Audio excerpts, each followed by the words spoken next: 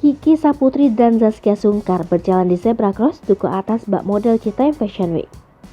Kawasan Duku Atas Jakarta Pusat kini menjadi sorotan berbagai kalangan.